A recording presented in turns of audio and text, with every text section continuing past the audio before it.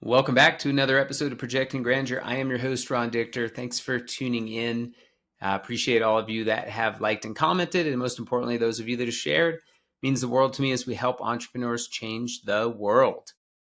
Today, I want to talk about leadership, and I want to just talk about some of the things that I've done in my career, and maybe some of the mistakes that I've made, and some of the things I've learned along the way.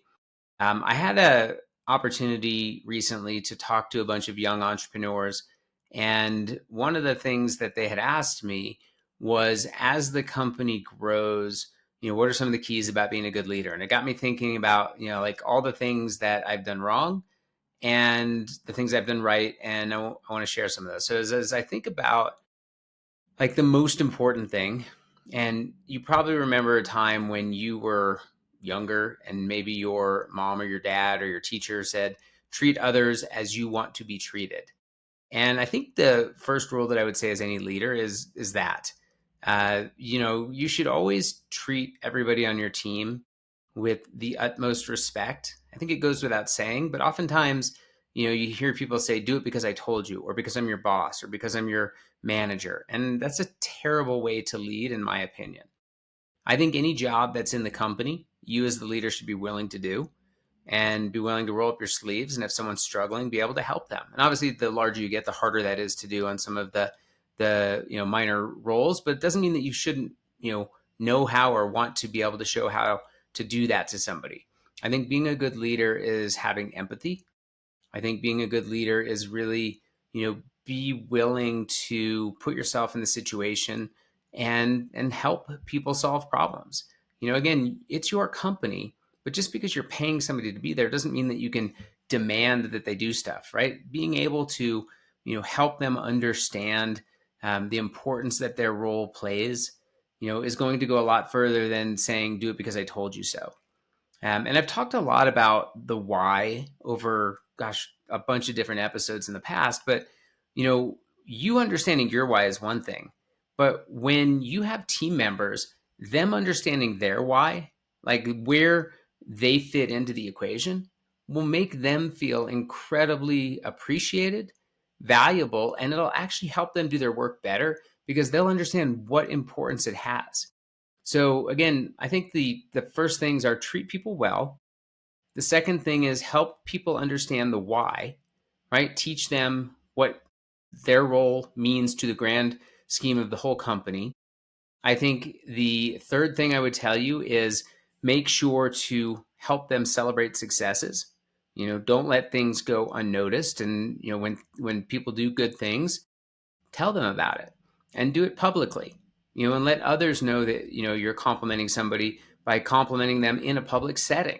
I think that goes a long way. A lot of people, they say money is the most important thing in a role, but I think respect and appreciation are right up there. I also think that as a good leader, you need to have the ability to articulate the vision, not just of the grand company of what you're trying to do, but the vision of, maybe the specific department, that this person works in and what that vision of that department is. Because when you talk about these huge, lofty goals, it's sometimes hard for your team members to understand how that, translates into their role. And so the bigger you get, the more abstract your conversation tends to be, but you have to bring it down to a level, depending on who your audience is, to be able to have them relate to it. And so again, I think these are really some basic core principles, but at the end of it, that first one that I said, where treat others as you want to be treated, is probably the most important thing. Like just caring about your people, talking to them in a way that you would want to be talked to. I know that as a CEO and as an entrepreneur, you're incredibly busy, right? There's a lot of things pulling on your time, but when your team member comes to you and they have questions, give them the time they need and be focused on them. So many times people come to us and they ask questions, they need help, and we're like half engaged. We're checking our phone, our email, we're kind of looking out the periphery because we have somebody else we have to go talk to. They need to feel like you're there and engaged with them. And so again, being a leader is not just about having a vision of the business. It's not just about executing on the business. It's also about being a good leader for your team. And again, I think those are some core principles that I would focus on as a leader. Frankly, I am focusing on as a leader. And I think that those things will help you. And young entrepreneurs, at least the group that I was talking to, some of them have had a little bit of success, and sometimes that success can go to your head.